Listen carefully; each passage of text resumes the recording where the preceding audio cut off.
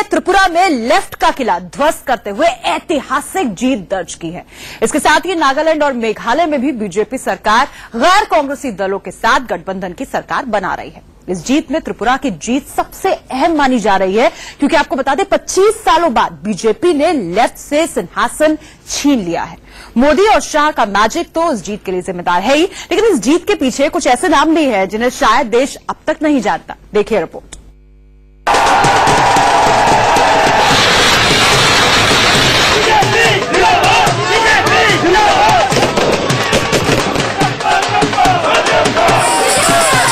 त्रिपुरा में कमल खिलने के बाद देश भर में भाजपा जश्न में डूबी। पीएम के संसदीय क्षेत्र वाराणसी में तो कार्यकर्ताओं का जबरदस्त उत्साह देखने को मिला। ढोल नगाड़ों के साथ कार्यकर्ता सड़क पर उतरे और जीत के जश्न में जमकर डूबे। वहीं दिल्ली में भी बीजेपी के नए दफ्तर में इस ऐतिहासिक जीत पर जश्न का माहौल था।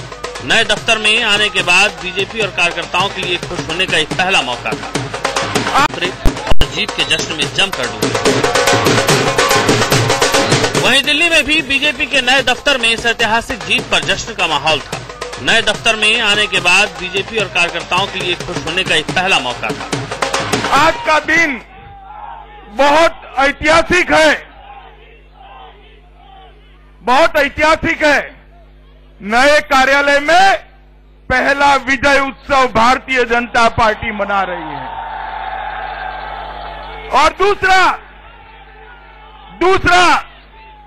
मोदी जी के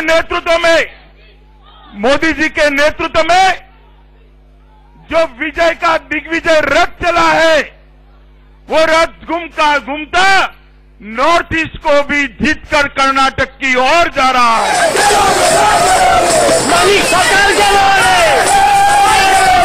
पूर्वोत्तर भारत अब करीब कांग्रेस मुक्त हो चुका है। चलो पलटाई का नारा त्रिपुरा में सच साबित हुआ।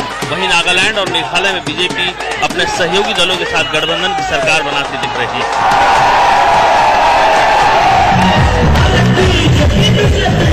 रंगों के त्योहार होली से एक दिन पहले जीत की इस तस्वीर को देश के प्रधानमंत्री ने कुछ यूं बयान किया। जब सूर्योदय होता है तो केसरिया रंग लेकर के निकलता है। कल देश अनेक रंगों से रंगा हुआ था होली में, लेकिन आज सारे रंग केसरिया रंग में रंग गए।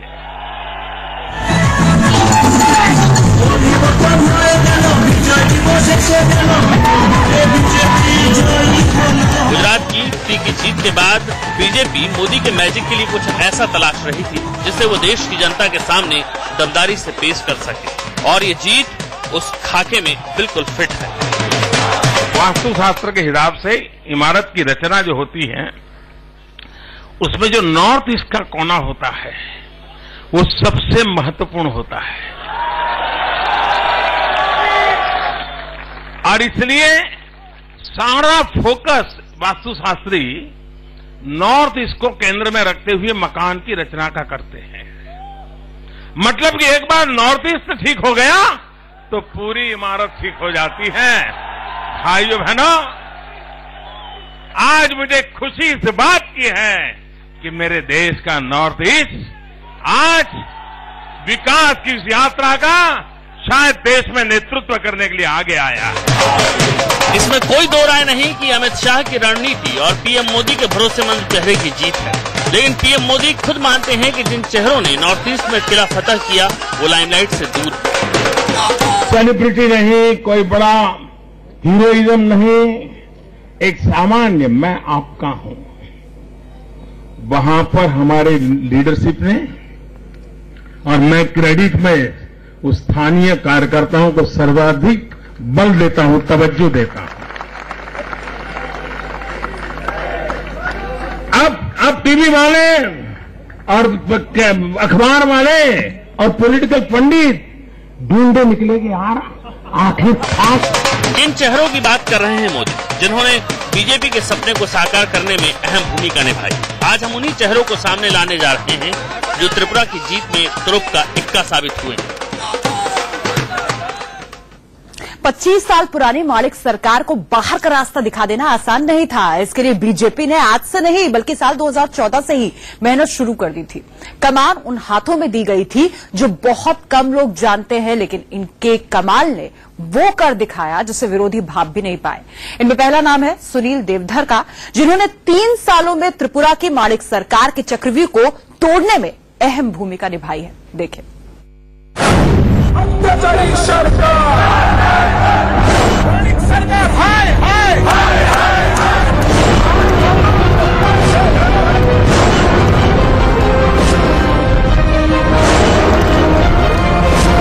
हर जनजाति चिल्ला कर बता रही है कि आपके बाप का ये घना सबसे पहले 20 ट्राइबल रिजर्व सीट में हम छोड़ देंगे।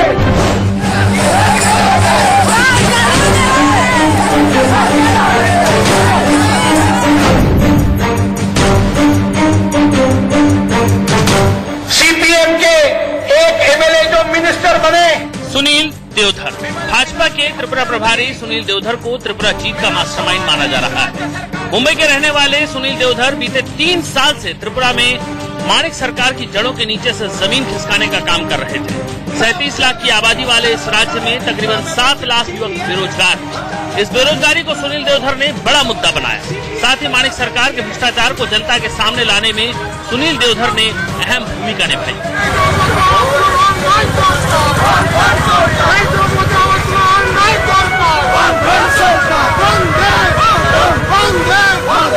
जीत की रणनीति में देवधर की टीम ने स्थानीय मुद्दों को जोर शोर से उठाया। सभी 7 सीटों पर बूथ कमेटी बनाई, करीब 30,000 युवाओं को चुनाव प्रचार में लगाया और लोगों की समस्याओं को चुनावी भाषणों का हिस्सा बनाया। लोगों को विकास और रोजगार देने का वादा किया। राजनीतिक जमीन पुख्ता करने के लिए चुनाव से ठीक पहले दूसरे दलों के कई नेताओं और विधायकों को बीजेपी में शामिल कराया। इसके अलावा स्थानीय बोली और भाषा को बढ़ावा दिया और बहादुरी के साथ ड्रग्स के धंधे को बेनकाब किया। सारे गांजा का व्यापार करने वाले जेल में इसलिए नहीं गए कि अगर उनको जेल में डालेंगे तो मेरा अरमान खाली पड़ जाएगा, वहाँ बैठेगा तो। महाराष्ट्र में जन्मे सुनील देवधर मराठी हैं, लेकिन फर्राटेदार बांग्ला भाषा के साथ साथ कई और भाषाओं पर उनकी अच्छी खासी पकड़ है। मेघालय, त्रिपुरा, नागालैंड में खासी और गारो जैसी जनजाति के लोगों से लगातार संपर्क में रहना और उनकी जरूरतों को समझना और फिर उनकी आवाज बनकर आगे आना इस जीत में बड़ी भूमिका के तौर पर सामने आया। गोल्डन पीरियड बीजेपी का चल ही रहा है। 19 राज्यों में हमारे या तो मुख्यमंत्री है या उप मुख्यमंत्री है। सुनील देवधर 12 साल तक संघ के लिए प्रचारक की भूमिका निभा चुके हैं और यही अनुभव उन्हें लगातार लोगों के बीच मजबूत बना रहा था। त्रिपुरा की जीत में अहम भूमिका निभाने वालों में अगला नाम है त्रिपुरा बीजेपी के अध्यक्ष बिप्लब कुमार देब का। ये वो नाम है जो त्रिपुरा के सीएम बनने की रेस में सबसे आगे है। इसके अलावा एक ऐसा नाम है जिसने अपनी काबिलियत के दम पर असम चुनाव में भी अपना लोहा मनवा लिया है और कसम खाई थी कि वो नॉर्थ ईस्ट से कांग्रेस का सफाया करके ही दम लेंगे।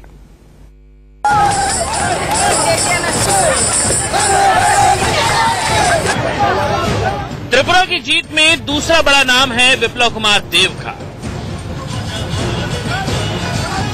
सौम्य स्वभाव और साफ सुथरी छवि के बिप्लब देब त्रिपुरा में मुख्यमंत्री बनने की रेस में सबसे आगे हैं।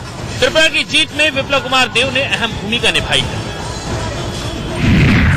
त्रिपुरा यूनिवर्सिटी से ग्रेजुएट बिप्लब देब के खिलाफ एक भी आपराधिक मामला नहीं है।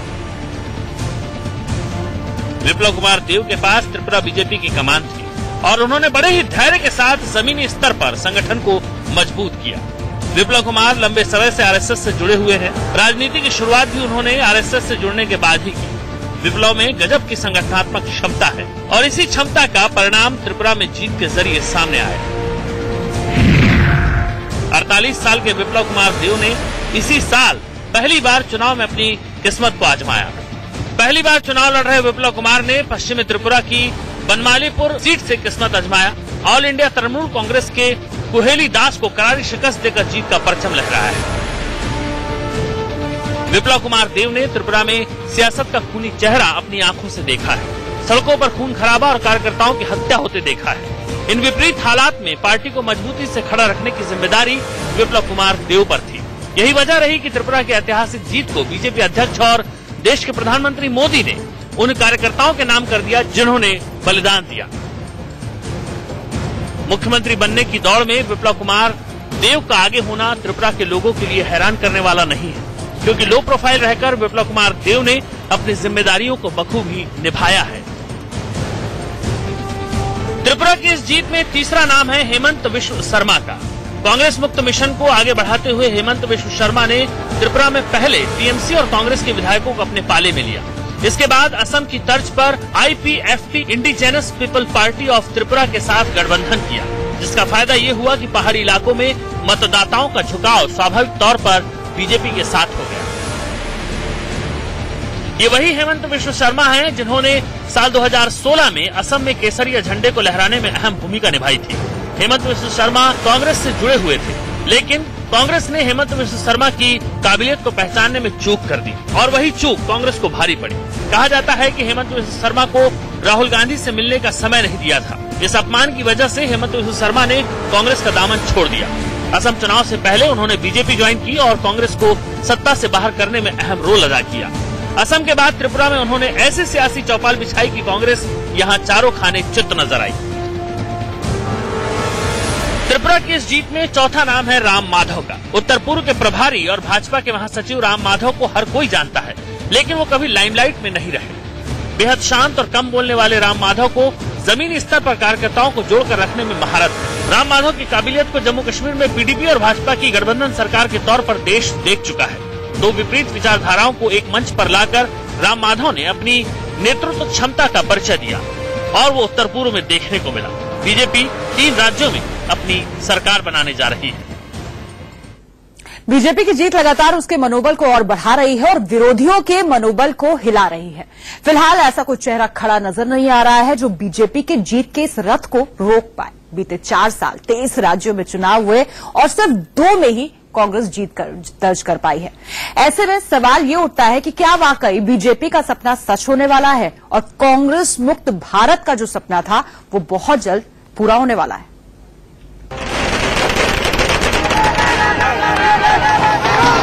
पिछले कई दशकों में ये पहला मौका होगा जब किसी राज्य के विधानसभा चुनाव में भाजपा और लेफ्ट में पहली बार आमने सामने की टक्कर रही हो। त्रिपुरा में जहां लेफ्ट गठबंधन ने सभी 59 सीटों पर अपने उम्मीदवार उतारे थे, वहीं भाजपा ने 50 सीटों पर तो खुद चुनाव लड़ा और 9 सीटें उसने अपने सहयोगी indigenous people front of Tripura के लिए छोड़ दी।